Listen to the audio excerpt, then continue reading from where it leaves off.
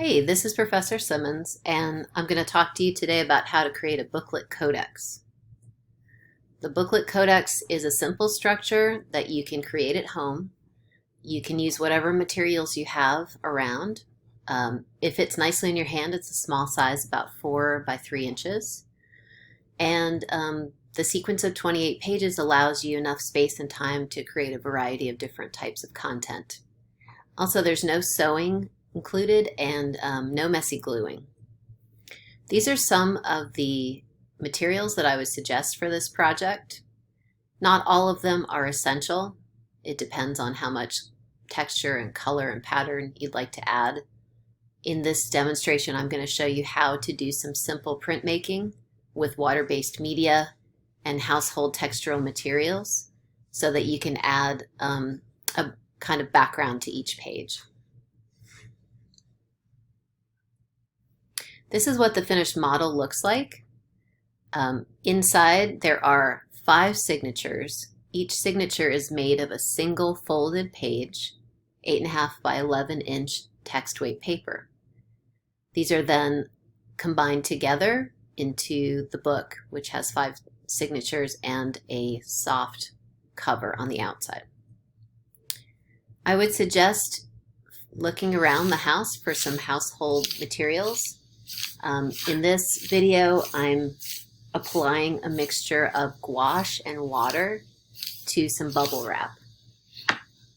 I'm then just grabbing some text weight copier paper, placing it down on the wet bubble wrap and smoothing over with my hands. And that's a great way to just capture a simple impression of texture. Other materials that you might consider using for this might be kitchen cabinet shelf liners, and you'll see that in the next clip.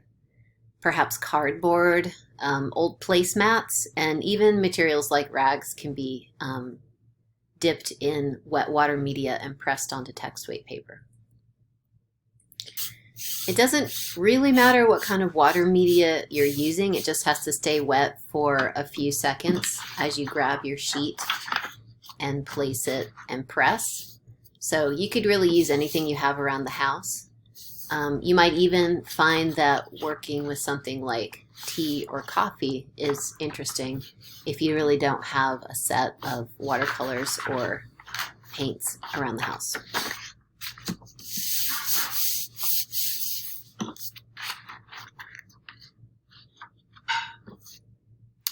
You would probably want to create a couple of extra sheets of paper beyond the 5 that you need for the completed book. That will allow you to have some scraps, and you can cut those up and perhaps use them as decorative elements on the outside of the book. I have a lot of hole punches in my home studio, so I'm using a hexagonal hole punch for my decorative element. You also can just take the water media and use something like a stencil. If you have stencils at home, these are just plastic, usually materials that have holes cut inside. You can brush the outside of the stencil and treat it like a relief plate, and then press it and pull an impression from the stencil. And then, of course, you can use the stencil in the way that stencils are meant to be used, which is using the gaps that are left inside the stencil frame to fill with ink or paint. So either way will work. You can also create your own stencils at home using cardstock or even text weight paper. It's not going to last very long, but you can cut patterns using scissors or X-Acto knives into almost any stiff material and create your own stencil. So those are just a couple ways that you could introduce printmaking into the project without having a full suite of printmaking tools. Of course, you can also take water media and apply it directly to the sheet. I recommend not having a lot of water on your brush for this step because copier paper is not really meant for water media. So if you put a lot of water on it, it will just kind of soak and create a mess. So limited amounts of water. Another tool that I like are temper paint sticks. These are really fun. They are very creamy and smooth. They come in a lot of different colors. They're pretty easy to come by in most craft stores, or you can order them online. They're inexpensive, and they only take a few seconds to dry, and once dry, they will not rub off on adjacent pages. So now we're going to start folding, and you're going to do this 5 times. So one page for every signature to include in the book. You want to have your textured paper be nice and dry at this stage, and start with it face up. And we're going to start by folding an accordion. So put your page face down and then fold hamburger style over to the other corner. This would be the point at which a bone folder would be handy. If you don't have a bone folder, you could use the handle of your scissors, or even something like the handle of a paintbrush. So take that center fold and bring it over, and that way the last fold just kind of completes that stack.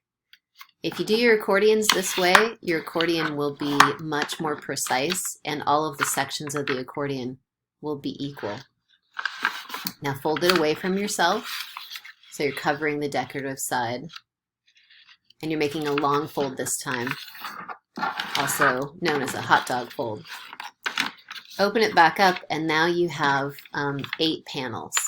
You're going to make a mark on the central crease where the 2 center panels connect, and you're going to cut a line between the 4 most central panels of the book. This is a little bit hard to see on the textured paper, but if you look elsewhere, either online or your Canvas website, you can find examples of this. You can also cut the center fold with scissors too, if you do not have a cutting mat and an X-Acto knife and a ruler. So push the book together, fold it over on itself, and then use your bone folder to create some creases to push all of those folds flat. And now you have this mini booklet. And you're going to repeat that step 5 additional times until you have a kind of carousel of these. Set them up so that all the heads and tails are organized in the same direction. The head is at the top of the book and the tail is the bottom. This is the spine of the book. I would also recommend taking your bone folder and recreasing all of the mini booklets before you begin the next step. And you can also press the book when you're completely done, which should flatten out a lot of the buckling caused by the water media. So once you open it again, make sure everything is facing the same direction. You'll notice in this particular structure that the booklet has every other page, the foredge of the page is open, and we're going to address that in the coming slide. So first, go ahead and on the folded side of your stack of signatures, just clamp it with a binder clip, or maybe even a clothespin if that's what you have handy. In the next stage, we're going to deal with those open foredges. So every other page, open it up and find that open foredge and apply some double-sided tape, and then just smooth over. This will close those foredges of each of the booklets and make the book a little bit cleaner when you go to put the cover on. If you're having trouble with matching up the corners accurately, doing it this way, you can open up each page and apply the double-sided tape and then fold it shut that way. That can give you a little bit more control over matching up those corners. Once that's done, you're going to measure the spine. The measurement of the spine will be a little bit different depending on how thick your paper is, and also how much kind of buckle or material you added to the pages, but mine was approximately 1/2 inch. So I'm measuring in 1/2 inch from the edges of my cover paper. This is my cover paper. And now I'm going to fold one side over to the mark that I made on the other side. And this is how you center a spine. This is a great trick from the Heidi Kyle book, The Art of the Fold. And it's a real time saver. So I'm going to open the other side. Now the cover paper that I chose is a little bit stiff. So I had a bit of trouble getting the second fold to cooperate. I had to take the paper and kind of pre-fold it a little bit. And that's just a matter of testing out the paper that you decide to work with. This paper, because it has glitter on one side, is a little bit stiffer, but I got it to work. So again, you just use your bone folder to crease in the middle and windshield wiper back and forth. And then you have a centered spine for the book. Then you want to take your stack of signatures, place them inside the cover, and make sure everything fits snugly in there. The next phase will be to connect each signature to the one previous. So I've already done a couple, and I'm going to add the last two. I'm putting the double-sided tape around the edges of the previous signature, lining them up, and then just pressing to adhere it. So you do lose, let me think, I think 8 pages out of the book. As you connect them, they're no longer visible, but it saves you having to sew the signatures together, and you still have plenty of pages to work with. So now the book is adhered together. All of the signatures are attached. There's the spine, and the last thing is to connect the interior of the book to the cover. So I'm going to grab the cover sheet and fit it inside. You can see how nicely it fits. If you have any excess on the edges, you can always trim them off after you've assembled the book. So I'm adding some more double-sided tape to the first page in the book, putting plenty of it on there this time.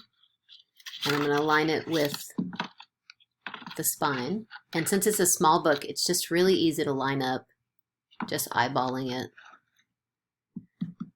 Tap it together and then just add some pressure. And then it'll be attached to the front cover, which makes the back cover even easier. Just open it up, add your double-sided tape, and then close the book. So that's the assembly part. The only part we have left to do is to think about the covers themselves. I'm just using my Teflon bone folder to straighten out the crease of the spine a bit.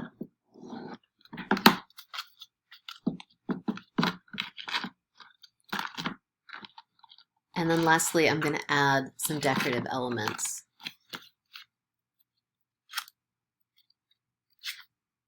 So at the beginning, I had made, I'd created some extra textural sheets, cut them into those hexagon shapes. So now I'm just going to take a few of those shapes and add them to the front of each cover. And I think the point of this is not simply decorative, it's a design strategy to lift the textures and colors from the interior of the book and place them on the exterior. It's a bit of a preview to the viewer of what's inside, and it really helps visually connect the cover and the interior of the book. And of course, you can do this in any way that you want, any kind of shape, or maybe you use text on the outside of the book. So there's the back and the front cover, and the book is complete. When I went to add some imagery to the book, I decided to use, again, the tempera paint sticks. I grabbed some black, and I started adding some black dots. The black dots double every page until the page is so crowded with black dots that it's just black. And on the second side of the book, which I'm still working on now, I'll have silver dots that come from the end and then mingle with the solid black in the center. And I'll also be adding some text to the book, so keep an eye out for the finished product. And again, if you have questions about the structure, or you want to look for some other videos on other book structures, you can visit my website. And that's it.